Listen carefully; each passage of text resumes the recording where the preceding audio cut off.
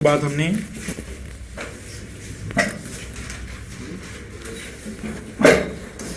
Ratio proportion में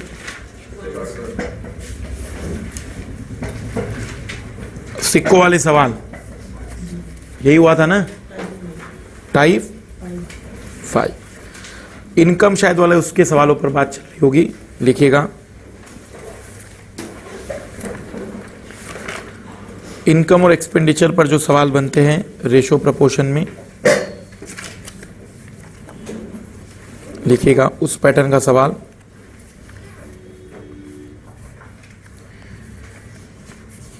ratio of income of A and B is 5:3। Ratio of income of A and B is 3:2 लिखना, इस 3:2। ए तथा B की आय का अनुपात 3:2 है। Ratio of income of A and B are in the ratio are 3:2। A और बी की आय का अनुपात 3:2 है and their expenditure in the ratio 5:3। और इनके खर्च का अनुपात 5:3 है and their expenditure in the ratio 5:3। और इनके खर्च का अनुपात 5:3 है। If each save rupees 1500, यदि प्रत्येक 1500 रुपए की बचत करता हो, if each save rupees 1500, यदि प्रत्येक 1500 रुपए की बचत करता हो, then B's income is, तब B की आय ज्ञात कीजिए।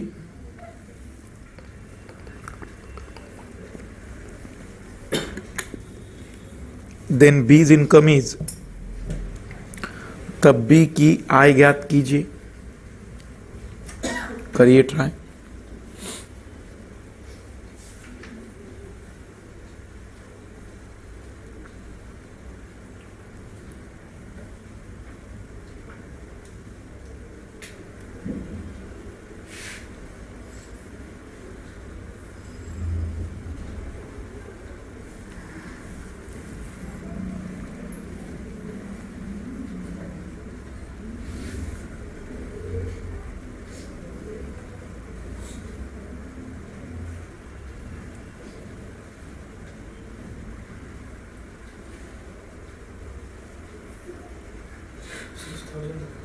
बी की आय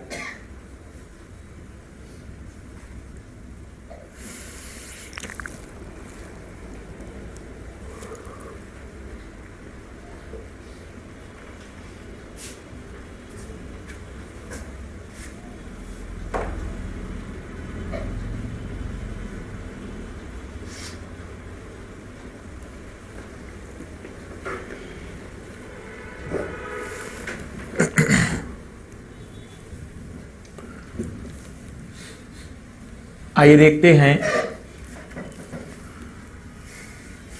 ऐसे सवालों में हम इक्वेशन बनाएंगे। लीनियर इक्वेशन में भी सवाल ऐसा बनता है। लीनियर इक्वेशन के बेस पर इन सवालों के जवाब हम देंगे।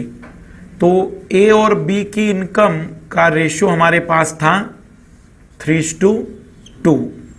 इसका मतलब ये हुआ कि ए की आय माना 3x है और बी की आय कितनी हो जाएगी 2x, क्योंकि कोई ना कोई कॉमन मल्टीप्लाई होगा।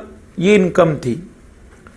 एक्सपेंडिचर की बात करें तो ए और बी के एक्सपेंडिचर का रेशियो क्या दिया जा रहा है 5:3। तो हम कहेंगे कि ए नाम का व्यक्ति खर्च करता होगा 5y, क्योंकि ऑब्वियसली बात है उसी मल्टीप्लाई में अगर होता तो फिर ऐसा कौन सा व्यक्ति जो 3x कमाए 5x खर्च कर दे और बचत कर ले, संभव नहीं है। तो कोई दूसरा मल्टीप्लाई होगा, तभी उसमें से बचत आ जाएगी और बी की बचत हो जाएगी 3y, खर्च हो जाएगा 3y, सॉरी। बचत किसे कहते हैं हम लोग? Income minus expenditure is equal to saving. A की इनकम 3x, खर्च 5y, सेविंग 1500। बी की इनकम 2x, खर्च 3y, सेविंग 1500। समीकरण को अगर सॉल्व करना है तो हमने आपको बताया था कि या तो दोनों अगर अलग अलग वैल्यूज है तो पहले वैल्यूज को इक्वल कर लेना और फिर किसी एक को कैंसिल करके सॉल्व कर लेंगे। तो x मतलब इनकम है और y मतलब एक्सपेंडिचर है, तो हमें इनकम बताना है एक्सपेंडिचर इनकम। तो y को खत्म कर रहा हूं मैं, तो y को खत्म करने के लिए y की वैल्यू सेम कर रहा हूं। यहां 5 और 3y, ऐसा कोई नंबर बताइए जो दोनों के मल्टीपल में आए। 15, यहां 3 का मल्टीपल, यहां पर 5 का मल्टीपल, तो 9x 15y 4500, 10x 15y 7500, minus plus minus. मैंने आपको यह सिखाया कि जब साइन बदलते तो ये क्या माना जाता है, फर्स्ट इक्वेशन में से सेकंड को माइनस किया गया है, ये कैंसिल हो गया तो माइनस एक्स माइनस 3000, एक्स की वैल्यू आ गई 3000। बट ये आंसर नहीं है तो एक्स की वैल्यू है, बी की आय कितनी थी, तो हम कहेंगे कि बी की इनकम हो जाएगी 6000। ये मेथड भी है, यही तरीका भी है। एक ट्रिक्स मैं बता जरूर रहा हूं, लेकिन वो ट्रिक्स हर जगह लागू होगी ऐसा जरूरी नहीं है। वो कुछ केसेस में लगती है और कुछ केसेस में अप्लाई नहीं भी हो सकती है। मुझे आप बताइए कि इनकम का रेशो क्या था, एक्सपेंडिचर का रेशो और सेविंग का रेशो 1:1। वो कहता है कि अगर 1 की वैल्यू 1500 है तो ऑब्वियसली बात है 5 की वैल्यू कितनी होगी, 7500। 1500 की बचत, 7500 का खर्च, कमाई कितनी होगी, 1 की वैल्यू 1500, 3 की वैल्यू 4500, 4500 का खर्च, 1500 की बचत, कमाई कितनी होगी। तो हम कहेंगे कि ए की आय 9000 और बी की आय 6000। लेकिन सब जगह अप्लीकेबल हो ट्रिक्स, ऐसा जरूरी नहीं है। हाँ, ये मेथड, ये कंसेप्ट कभी बदलेगा नहीं। 1 की वैल्यू एग्जामिनर दे रहा है 1500, तो ऑब्वियसली बात है 3 चीजों का वैल्यू 4500 हो जाएगा और 5 चीजों का वैल्यू 7500 हो जाएगा। मेथड और ट्रिक्स, लेकिन वो ट्रिक्स सभी जगह अप्लीकेबल हो ऐसा जरूरी नहीं है। करिएगा ट्राई आप, एक सवाल ऐसा ही।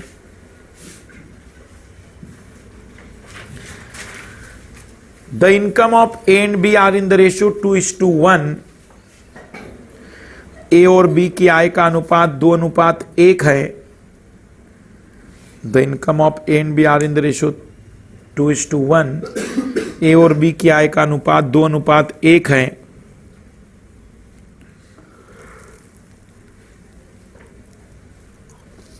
And their expenditure in the ratio 3:1। और इनके व्यय का अनुपात 3:1 है।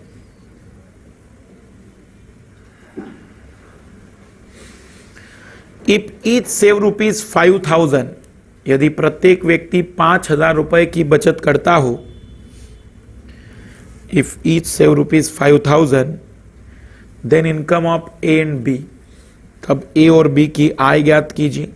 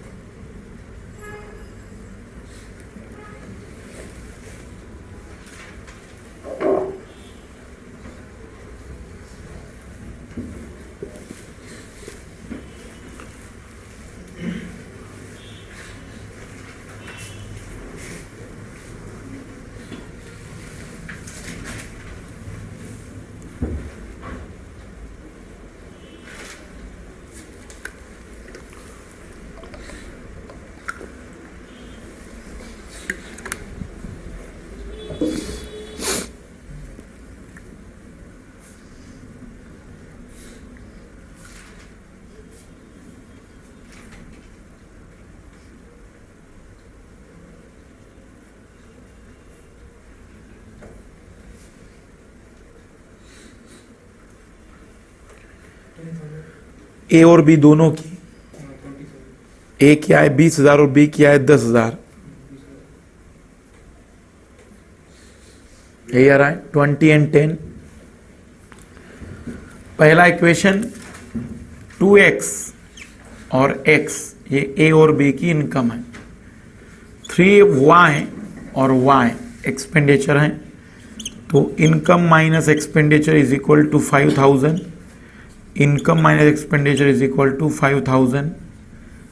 y की वैल्यू सेम करनी है तो 3 का मल्टीप्लाई 6x, सॉरी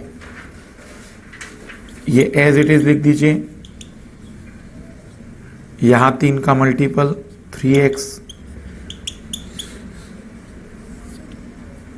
तो minus plus minus minus 2x minus x minus 10,000, तो x हो जाएगा 10,000। और अगर x 10,000 है तो a की आय 20,000 और b की आय 10,000। पर डायरेक्ट आंसर निकालना चाहे तो 2:1, 3:1, रेशो कितना है 1:1 बचत का।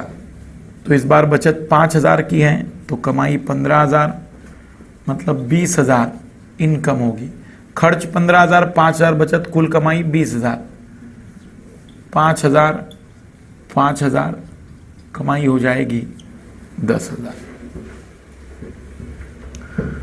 वो कोई माइनस नहीं लिख रहे हैं, बस एक इक्वेशन बना रहे हैं कि पहले इनकम लिखा, फिर एक्सपेंडिचर लिखा और फिर सेविंग लिख दिया।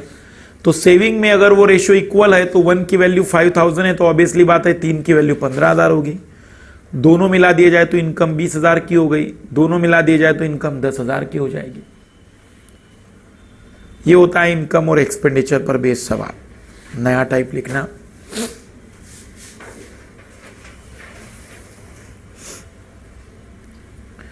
If a carton containing a dozen mirror, एक डब्बे में 1 दर्जन दर्पण है। If a carton containing a dozen mirror, एक डब्बे में 1 दर्जन दर्पण है। इज ड्रॉप, वह नीचे गिर जाता है। इज ड्रॉप्ड, वह नीचे गिर जाता है। Which of the following can not be the ratio of the broken mirror to unbroken mirror. Which of the following can not be the ratio of broken mirror to unbroken mirror. तब कौन सा अनुपात खंडित दर्पण और अखंडित दर्पण का नहीं हो सकता। Which of the following can not be the ratio of broken mirror to unbroken mirror. तब कौन सा अनुपात खंडित दर्पण और अखंडित दर्पण का नहीं हो सकता। ऑप्शन दे रहा हूं मैं, 2:1, option A. Option B 7:5, 7:5। C 3:2, 3:2। And D 3:1, 3:1, 3:2। आइए देखना, बढ़िया सवाल है ये। 12 का मल्टीपल, आइए देखिएगा। जब रेशो बनाने के लिए कहा जाए ना नंबर का, तो नंबर का रेशो वही हो सकता है जिस नंबर के फैक्टर्स रेशो के जोड़ को शो करेंगे। देखिएगा जो मैंने बोला वो क्या है। मुझे आप बताइए कि क्या क्या घटनाएं हो सकती है अगर 12 दर्पण नीचे गिराए जाए डब्बे में से। हो सकता है कि 1 दर्पण ब्रेक हुआ हो और 11 दर्पण ब्रेक ना हुए हो। तो आप ब्रेक और अनब्रेक का रेशियो क्या बनाएंगे 1:11। हो सकता है कि 2 मिरर ब्रेक हुए हो, 10 मिरर ब्रेक ना हुए हो, तो आप रेशियो क्या बनाएंगे 1:5। हो सकता है 3 ब्रेक हुए हो, 9 ब्रेक ना हुए हो, तो रेशियो आ जाएगा 1:3। हो सकता है 4 ब्रेक हुए हो, 8 ब्रेक ना हुए हो, 1:2 हो सकता है 5 ब्रेक हुए हो, 7 ब्रेक ना हुए हो, 5:7 हो सकता है 6 ब्रेक हुए हो, 6 ब्रेक ना हुए हो, 1:1 और इसका उल्टा हो सकता है। पर ध्यान से देखना, जो भी रेशो होगा ना उसका सम देखना, सम।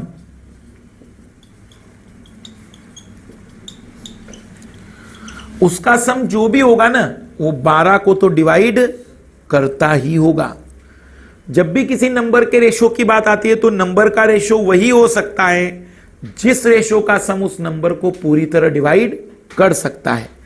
3:2 के रूप में वो कभी टूट ही नहीं पाएंगे। ऐसा नहीं होगा कि 3 दर्पण टूटे और 2 दर्पण नहीं टूटे, ऐसा हो ही नहीं सकता है, क्योंकि वो दर्पण 10 नहीं या 5 नहीं, वो दर्पण कितने थे, और 12 को 5 डिवाइड। इस रेशो में कभी भी आपको ब्रेक और अनब्रेक मिरर नहीं मिलेंगे। हो सकता है यूपीएससी इसमें कहानी बनाए, वो कहेगा कि एक दुकानदार के पास 20 अंडे थे, कुछ दिनों बाद कुछ अंडे खराब हो गए। अच्छे और खराब अंडों का रेशो क्या नहीं होगा, 1:9, 3:2, 5:3, 4:1। तो हम कहेंगे ये हो सकता है, क्यों, 10 डिवाइड करता है, ये भी हो सकता है 5 डिवाइड करता है, ये भी हो सकता है, लेकिन ये नहीं हो सकता है। क्यों? क्योंकि उसका सम 20 को डिवाइड नहीं करता है। मैं आपको ये बता रहा हूं कि नंबरों का रेशो केवल वही होगा जिस नंबर को वो रेशो का सम डिवाइड करता होगा। कर सकते हैं, लिखना आखिरी लाइट टाइप के सवाल इसमें कैसे होते हैं। Gold and silver are melted in the ratio 9:4 and 7:4। सोने और चांदी को मिश्रित किया जाता है, सोने और चांदी को मिश्रित किया जाता है 9:4 और 7:4 के रूप में। Gold and silver are melted in the ratio 9:4 and 7:4 to form 2 alloy. सोने और चांदी को मिश्रित किया जाता है 9:4 और 7:4 के रूप में, और 2 मिश्र धातुएं बनाई जाती है। मतलब हमने एक मिश्र धातु बनाई है सोने चांदी की, उसमें सोना चांदी कितना है 9:4, और दूसरी मिश्र धातु बनाई है 7:4 के रूप में, वहां सोना चांदी कितना है 7:4। These 2 alloy are melted in equal quantity to form a third alloy। इन दोनों मिश्र धातुओं को समान मात्रा में मिलाया जाता है और तीसरी मिश्र धातु बनाई जाती है। These 2 alloy are melted in equal quantity to form third alloy। इन दोनों मिश्र धातुओं को समान मात्रा में मिलाया जाता है और तीसरी मिश्र धातु बनाई जाती है।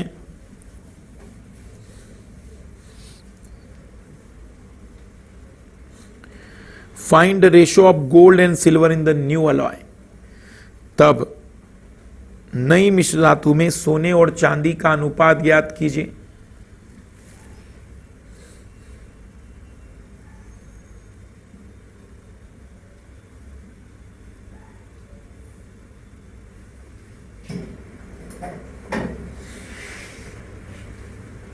सॉल्व करना है।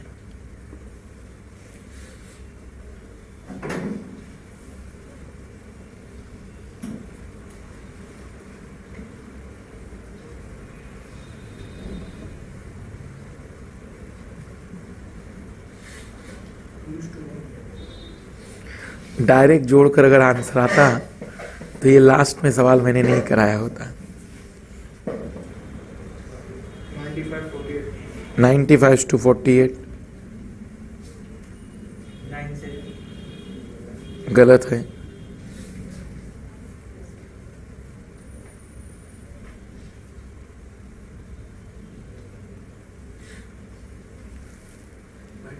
(95:48)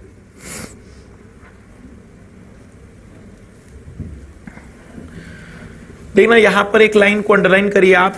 इक्वल क्वांटिटी, दोनों मिश्र धातुओं को समान मात्रा में मिलाया जाता है। अब मैं इसका कंसेप्ट बता रहा हूं। कितने भी मिश्र धातु या कितने भी मिश्रण आ जाए और अगर उनकी मात्राएं बराबर हैं तो उस सिचुएशन में आप कितने भी मिश्रण को, कितने भी मिश्र धातुओं को, अलॉय को मिक्स करके नए अलॉय में बता सकते कितना सोना और चांदी होगा। मान लेते हैं कि दोनों का 1-1 किलोग्राम लिया गया होगा, तो 9:4 और 7:4 यही थे सोने और चांदी का रेशो। तब 1 किलोग्राम ये जो लिया गया और 1 किलोग्राम ये जो लिया गया है, इसमें सोना कितना है? पहले वाले में 9/13 और दूसरे में सोना कितना होगा? जितना सोना होगा पहले और दूसरे में वो अब मिक्स हो जाएगा और एक सोना बन जाएगा पूरा। पहले में चांदी 4/13, दूसरे में चांदी 4/11 है। तो एलसीएम निकाला 30 × 11 99 91 44 52 13 × 11 सॉल्व किया तो 190/96 सॉल्व कर दिया तो 95/48। अगर एग्जामिनर ने सवाल ऐसा बनाया होता कि 3 मिश्रण है आपके पास, 3:1 का रेशो है, 3:2 का रेशो है और 4:3 का रेशो है। मान लीजिए कि ऐसे दूध और पानी के 3 मिश्रण होते, तीनों को इक्वल क्वांटिटी में मिलाया होता, तो आप दूध और पानी का रेशो अब कैसे निकालते? फिर पहले का, दूसरे का, तीसरे का टोटल मिल्क 3/4, 3/5, 4/7, सभी का पानी 1/4, 2/5, 3/7। कहीं भी जब इस टाइप के सवालों की बात आएगी तो ध्यान देना, ऐसे सवालों में जब भी आप आंसर देना चाहते हैं आपको यह बात ध्यान देनी है कि इन सवालों में अगर मात्राएं समान है तो जितना एक तरीके का सब्सटेंस होगा उसे एक जगह लिख दीजिए, जितना दूसरे तरीके का सब्सटेंस होगा उसे दूसरी जगह लिख दीजिए। पूरा सोना एक जगह, पूरी चांदी एक जगह और जोड़ दिया जाएगा। मात्राएं समान थी इसलिए ऐसा हुआ। अगर किसी की मात्रा ज्यादा और कम होती तो फिर उसका डबल अमाउंट, ट्रिपल अमाउंट लिया जाता। जैसे मान लीजिए कि यहां पर कहा जाता कि दूसरे मिश्र धातु की 2 गुनी मात्रा है, तो फिर आप 17 नहीं लेंगे, 7 नहीं लेंगे, फिर 7/11 गुना में 2 मतलब 14/11 लेंगे। फिर यहां पर 8/11 ज्यादा मात्रा है ना, 2 गुनी मात्रा लेनी होगी ना में, तो फिर उनका अमाउंट हम डबल कर देते। पर जब भी सवाल आएगा कि उनका अमाउंट सेम है, आप इसी तरीके से सॉल्व करेंगे। यूपीएससी ने इसी पर सवाल दिया था 2012 में। एक बार फिर देख रहे हैं, क्वांटिटी अगर सेम है तो आप एक जगह पर ए टाइप के सभी लोग, जितने भी दोनों मिक्सचर में हैं उसे जोड़ दीजिए। बी टाइप के सभी लोग उस मिश्रणों में जितने हैं उन्हें जोड़ दीजिए और रेशो निकाल देंगे। कंसेप्ट ये है। जैसे यूपीएससी का सवाल दिखा रहा हूं मैं। यूपीएससी ने कहा था कि हमारे पास दूध और पानी के 2 मिश्रण हैं, एक में दूध 50% है और एक में दूध 75% है। ये 2012 का हूबहू सेम सवाल है। कहा गया था कि शेष पानी है, रिमेनिंग वाटर है, अगर इक्वल अमाउंट में मिलाया जाए तो दूध और पानी का नया अनुपात क्या होगा। तो सवाल बहुत इजी था, बट याद आना चाहिए था कि 50 और 75 दोनों मिला दिए गए, तो अब दूध की मात्रा कुल कितनी हो गई और पानी कितना होगा यहां पर, तो रेशो पानी का कुल कितना हो जाएगा। हम कहेंगे कि दूध और पानी का नया अनुपात कितना होगा। ये 2012 में 2 ही मैथ्स के सवाल आए थे, उसमें एक मैथ्स का सवाल ये था। तो ऐसे सवालों में जब मात्राएं बराबर होगी, कुछ मत सोचिए, पहले प्रकार के सभी लोगों को जोड़ देंगे, दूसरे प्रकार के सभी लोगों को जोड़ देंगे और उनका रेशो निकाल लेंगे। इतनी बातें हमें देखनी होती है रेशो में। लिखना छोटा सा टॉपिक है इसमें, प्रपोर्शनल या प्रपोर्शन, समानुपात। रेशो एंड प्रपोर्शन, समानुपात। देखो अगर प्रपोर्शन की बात करें, समानुपात की बात करें, तो समानुपात का मतलब होता है लिखना equal ratio is called proportion. समान अनुपात को समानुपात कहते हैं। Equal ratio is called proportion. समान अनुपात को समानुपात कहते हैं। दो टाइप के प्रपोर्शन हमें पढ़ने हैं। हमें पढ़ना है 3 प्रपोर्शन,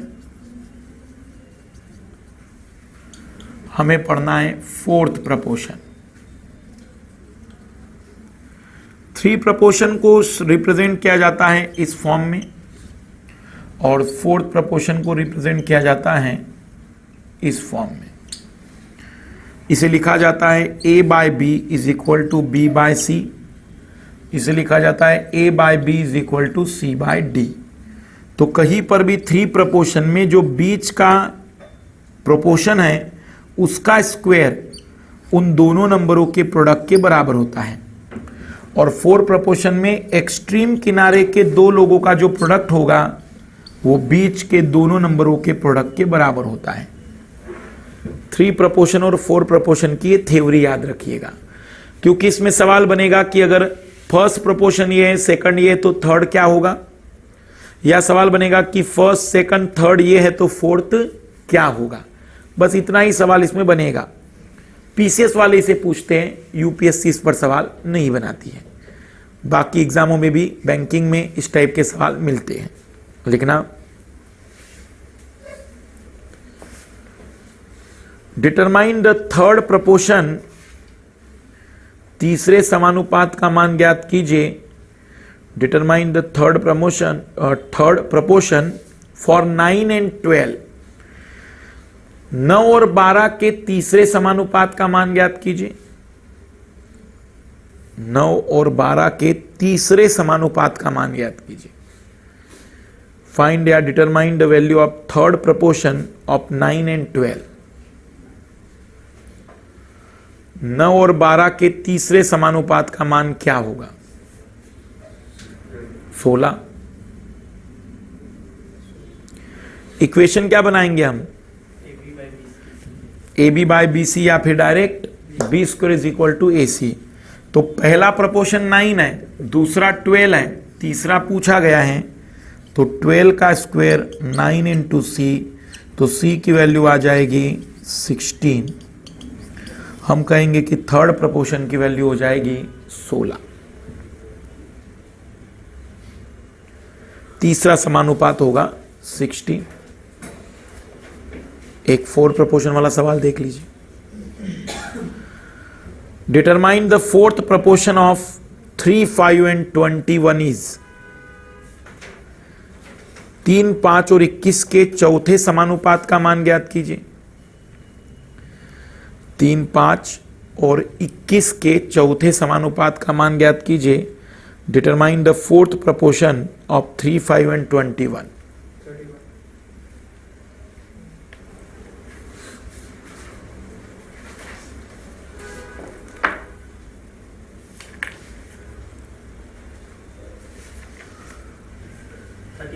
35।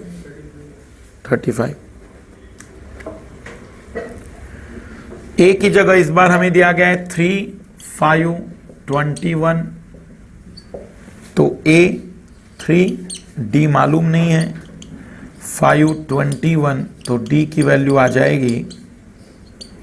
सवाल बहुत सिंपल होते हैं ये, लेकिन अगर फार्मूले ना मालूम हो तो शायद हो सकता है छोड़ना पड़े। अब इसमें अगर एसएससी की बात करें तो एसएससी थोड़ा टिपिकल सवाल बनाती है। वो कैसा करती है? वो कहेगी कि 3 प्रपोर्शन हमारे पास है, x - 2, 4x और x + 5। तो बताइए कि अगर ये प्रोपोर्शन में है तो x का मान क्या होगा? तो फिर ऐसे x की वैल्यू को डिटरमाइन करना पड़ता है। वो एसएससी वालों का होगा, लेकिन पीसीएस और यूपीएससी की बात करें तो यहाँ तक वो सीमित रहेगी। वैसे अभी तक यूपीएससी ने कभी इस पर सवाल नहीं बनाए। लिखना, नया टॉपिक स्टार्ट कर रहे हैं हम, एलिगेशन। यहां खत्म होता है रेशियो एंड प्रपोर्शन। लिखना, एलिगेशन। एलिगेशन को हिंदी में कहते हैं मिश्रण। वास्तव में एलिगेशन की अगर हम बात करें तो ये टॉपिक कई चैप्टरों का मिश्रण है। हमने एलिगेशन मेथड आपको डिस्कस किया होगा बीच बीच में एवरेज के सवालों में। जहां पर एलिगेशन से आंसर निकाले गए होंगे, हम उसी को पढ़ रहे हैं। एक्चुअल में एक अलग से टॉपिक भी है ये, और ये कई टॉपिकों में अलग अलग सवालों के रूप में आता है। एक्चुअल में एक तरीके का ये मेथड कहो या ट्रिक्स, डायरेक्ट आंसर निकालने के लिए एक प्रकार की युक्ति है। देखना एलिगेशन कहाँ एप्लीकेबल होता है, हमें ये सीखना है, हमें याद रखना है कि एलिगेशन को लगाने की कंडीशन क्या होती है। तो एलिगेशन उन सारी केसेस में लगाया जा सकता है जहां आपके पास तीन तरीके की क्वांटिटी हैं, चीपर, डियरर एंड मीडियन, सस्ता, महंगा और औसत। अगर आपके पास ये तीन प्रकार की क्वांटिटी है और अगर आपको चीपर की वैल्यू चाहिए तो आप इन दोनों का डिफरेंस निकालेंगे, तो जो डिफरेंस आ जाएगा वो चीपर की वैल्यू होगी। अगर आपको डियरर चाहिए तो उसको छोड़कर दोनों का डिफरेंस निकाल लीजिए, तो ये वैल्यू डियरर की आ जाएगी। लेकिन ये जो उत्तर आता है यह एग्जैक्ट ना होकर यह एक्चुअल में रेशो के फॉर्म में होता है। ये C की वैल्यू है और यह D की वैल्यू है। C को निकालने के लिए उसे छोड़कर बाकी दोनों का डिफरेंस, D को निकालने के लिए उसे छोड़कर बाकी दोनों का डिफरेंस, ये कहलाता है एलिगेशन। एलिगेशन का मतलब, जैसे मान लीजिए कि आपका कोई मित्र है जो शॉपकीपर है, वो कहता है कि मेरे दुकान में दो प्रकार का घी है, एक घी 80 रुपए किलो का है और एक घी 700 रुपए किलो का है। दोनों ही नहीं बिक रहे हैं। 80 वाला इसलिए नहीं बिक रहा है, लोग कह रहे हैं बहुत सस्ता है, इसमें बहुत ज्यादा मिलावट होगी, और 700 रुपए वाला इसलिए नहीं खरीद रहे क्योंकि बहुत महंगा है, बजट के बाहर है। तो आपने उसे सजेस्ट किया कि ऐसा करो, दोनों को मिलाकर एक घी बना लो जो 250 रुपए किलो का हो।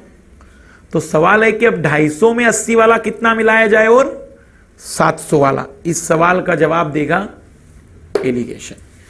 एलिगेशन मदद करता है दो अलग अलग चीजों को मिलाकर एक नई चीज बनाने में, जिसमें हमें डायरेक्ट बताया जा सकता है कि उन दोनों का प्रपोर्शन या रेशो क्या आना चाहिए। तो मैं इसकी टाइप बता रहा हूं, इसकी वैरायटीज बता रहा हूं कि ये कहां कहां से सवाल इसमें बनते हैं। तो इसे लिख लीजिए पहले। अब लिखना पहला टाइप का सवाल, और इसे आप बदल सकते हैं। ऐसा मत सोचना कि इधर चीपर ही लिखना होगा। आप अगर इसे इधर डियरर लिखेंगे तो कोई प्रॉब्लम नहीं है, रेशो भी क्या हो जाएगा, पलट जाएगा। फिर लिखिएगा, in what proportion must sugar at ₹60 per kg, 60 रुपए प्रति किलोग्राम की चीनी, in what proportion must sugar at ₹60 per kg, 60 रुपए प्रति किलोग्राम की चीनी किस अनुपात में 80 रुपए प्रति किलोग्राम की चीनी में मिलाई जाए। In what proportion must sugar at ₹60 per kg be mixed with sugar 80 rupees per kg, 60 रुपए प्रति किलोग्राम की चीनी किस अनुपात में 80 रुपए प्रति किलोग्राम की चीनी में मिलाई जाए, so that the mixture B worth ₹68 पर केजी, ताकि मिश्रण की कीमत 68 रुपए प्रति किलोग्राम हो। 3:2, ताकि मिश्रण की कीमत 68 रुपए प्रति किलोग्राम हो।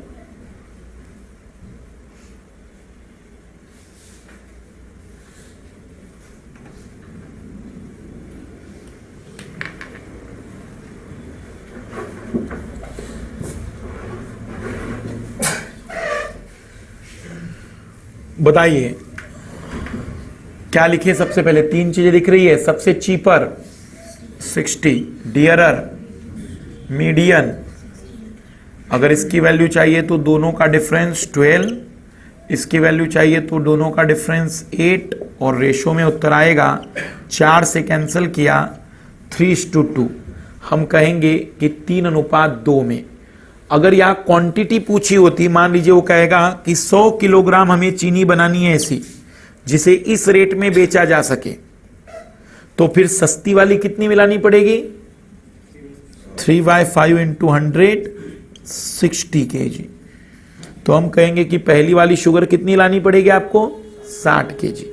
पर सवाल अभी यही पर था, ये तो मैं आपको बता रहा हूं कि अगर पूछा होता क्वांटिटी तो हम डिटरमाइन कर सकते थे, क्योंकि एक बार रेशियो मालूम हो जाए तो हम क्वांटिटी बता सकते हैं।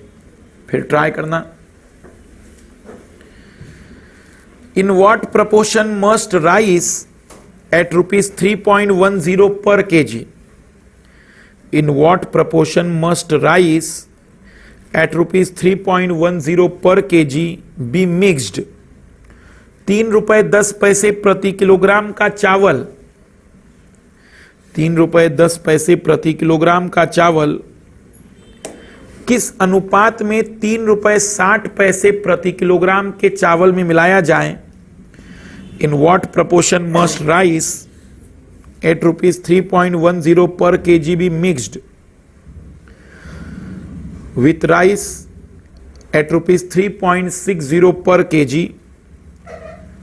3 रुपए 10 पैसे प्रति किलोग्राम का चावल किस अनुपात में 3 रुपए 60 पैसे प्रति किलोग्राम के चावल में मिलाया जाए so that the mixture B worth rupees 3.25 पर केजी? ताकि मिश्रण को 3 रुपए 25 पैसे प्रति किलोग्राम में बेचा जा सके। So that the mixture B worth rupees 3.25 पर केजी, ताकि मिश्रण को 3 रुपए 25 पैसे प्रति किलोग्राम में बेचा जा सके।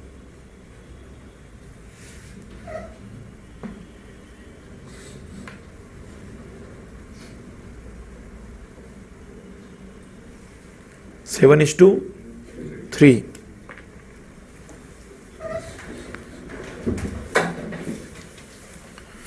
चीपर 3.10, डियरर एवरेज 0.35, माइनस करेंगे तो 0.35, माइनस करेंगे तो 0.15, दशमलव कैंसिल हो गया। 7:3, 7:3, 7:3 का ratio.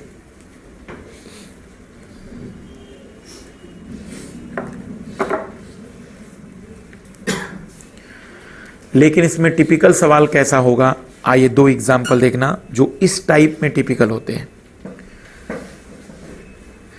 How many kilogram of sugar costing rupees 6.10 पर KG?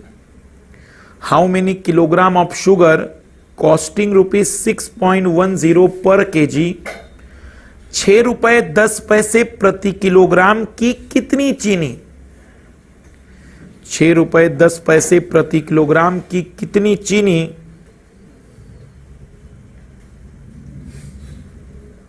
How many kilogram of sugar costing rupees 6.10 पर KG must be mixed with 126 kg of sugar, with 126 kg of sugar costing rupees 2.85 पर KG. 6 रुपए 10 पैसे प्रति kilogram की कितनी चीनी 2 रुपए 85 पैसे प्रति किलोग्राम के 2 रुपए 85 पैसे प्रति किलोग्राम के 126 किलोग्राम चीनी में मिलाई जाए? 2 रुपए 85 पैसे प्रति किलोग्राम के 126 किलोग्राम चीनी में मिलाई जाए सो दैट, ताकि 20% में भी गेन, सो दैट 20% में भी गेन, ताकि 20% का लाभ मिले bye selling the mixture at rupees 4.80 per KG, ताकि 20% का लाभ मिले मिश्रण को 4 रुपए 80 पैसे प्रति किलोग्राम में बेचने पर। सो that 20% may be gain by selling the mixture at rupees 4.80 per KG, ताकि 20% का लाभ मिले मिश्रण को 4 रुपए 80 पैसे प्रति किलोग्राम में बेचने पर भी। मैं इसमें एक थोड़ी सी हिंट दे रहा हूं, बस उस पर ध्यान देना। जो मिडिल प्राइस होता है ना, उस पर ना तो कोई प्रॉफिट होता है और ना ही कोई लॉस। मान लीजिए कि मित्र को आपने सजेशन किया था कि भाई 80 रुपए प्रति किलोग्राम, 700 रुपए प्रति किलोग्राम का मिक्स बनाओ, 250 रुपए किलो में बेचो। तो जो 250 वाला बनेगा उस पर ना तो आपको कोई प्रॉफिट मिलने वाला है ना ही कोई लॉस। बेनिफिट इतना ही हुआ कि आप एक ऐसी कीमत वाली चीज बना पाए जो ना तो बहुत महंगी है ना ही सस्ती है, पर उस पर प्रॉफिट लॉस नहीं होगा। और एग्जामिनर ये कह रहा है कि 4 रुपए 80 पैसे में बेचने पर उसे क्या हो रहा है, 20% प्रॉफिट। इसका मतलब ये बात क्लियर हो गई कि वो मिडिल वाली प्राइस तो नहीं है, वो मिडिल प्राइस में भी 20% ज्यादा है। तो इसका मतलब 4 रुपए 80 पैसे मिडिल प्राइस का 120%। अब ट्राई करें।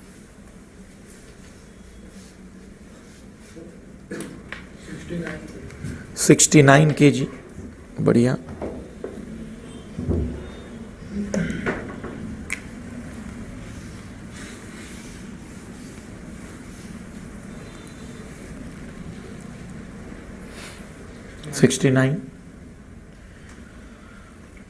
इस सवाल को मैंने इसलिए भी दिया था कि हम ये बात याद रखें कि मिक्सचर या एलिगेशन के सवालों में मिडिल प्राइस पर कोई प्रॉफिट लॉस होना नहीं चाहिए।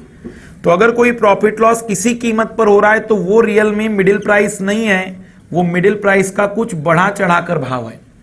तो हम पहले 100% निकालेंगे। तो 100 इंटू 4.8 बाय 120, 5 बार 6 बार 0.8, आंसर आ जाएगा 4। इसका मतलब दोनों शुगर को मिलाने पर शुगर का मिडिल प्राइस कितना आ रहा है, 4। तब बताइए पहले शुगर की कीमत, दूसरा और एवरेज डिफरेंस निकाला 1.15, 2.10। तो रेशो आ जाएगा हमारे पास दशमलव को हटाने पर 5 से कैंसिल किया 23:42। बट हमारा एग्जामिनर कह रहा था कि 2 रुपए 85 पैसे वाली कितनी शुगर है आपके पास, 126। तब हम क्या कहेंगे, अगर ये 23 kg ली जाए तो ये 42 kg लेनी पड़ेगी, पर अगर ये 126 kg ली गई है तो यह कितनी, डायरेक्ट दिख रही हो तो 3 गुना है, तो हम कहेंगे ये भी 3 गुना होनी चाहिए। बट इक्वेशन से अगर हम सॉल्व करते चले तो आंसर आ जाएगा 69 kg। हम कहेंगे फिर जो पहले टाइप की शुगर है जिसकी मात्रा पूछी गई थी वो 69 kg होगी। इस सवाल में 2 बड़ी बातें हमने सीखी। पहला, एलिगेशन के सवालों में मिडिल प्राइस पर कोई प्रॉफिट लॉस नहीं होता है, और दूसरा, जो भी रेशो आता है उसके बेस पर हम क्वांटिटी को भी डिटरमाइन कर सकते हैं। इसी टाइप में एक और टिपिकल सवाल देखना, तो ये पहला टाइप खत्म हो जाएगा। इन what proportion must water be mixed, in what proportion must water be mixed with milk, दूध में किस अनुपात में पानी मिलाया जाए, दूध में किस अनुपात में पानी मिलाया जाए, in what proportion must water be mixed with milk to gain 25%, to gain 25% by selling it at cost price. दूध में किस अनुपात में पानी मिलाया जाए ताकि उसे क्रय मूल्य पर बेचने पर ही 25% का लाभ मिले, ताकि उसे क्रय मूल्य पर बेचने पर ही 25% का लाभ मिले। To gain 25% by selling it at cost price, 5:1।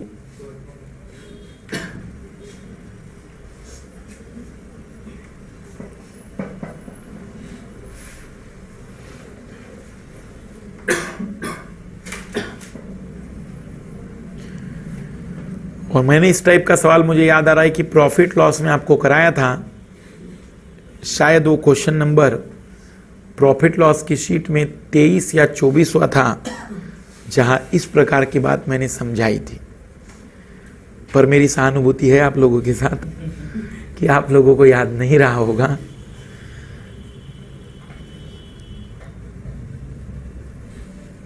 इस सवाल की बड़ी प्रॉब्लम है कि सस्ता महंगा भी नहीं दिख रहा है, तो एलिगेशन लगेगा कैसे वही समझ में नहीं आ रहा है। तो आइए पहले देखना एलिगेशन से, बाकी अगली बार अगर सवाल आए तो 1 सेकंड बहुत सफिशिएंट है इसके लिए। देखना, मुझे बताइए कि सस्ता दूध होता है या पानी? पानी। चीपर मानेंगे हम पानी को। उसकी कीमत होगी 0%। और दूध है डियरर महंगा, उसकी कीमत है 100%। अब हमने मिक्स किया उसे, और मिक्स करने पर भी मैं उसे कितने में बेच रहा हूं? कॉस्ट प्राइस पर, 100 में। लेकिन इस बार 100 में बेचने पर मुझे क्या हो रहा है? 25% का प्रॉफिट। और मैंने कहा कि कभी भी मिडिल प्राइस पर प्रॉफिट, तो क्या यहां पर 100 मिडिल प्राइस हो सकता है? कभी भी नहीं। इसका मतलब ये जो 100 अब वो बता रहा है, वो बताना चाह रहा है कि अब ये 100 रुपए उसके लिए 125% है, तो 100% मिडिल प्राइस मिक्स करने पर कितनी आई होगी?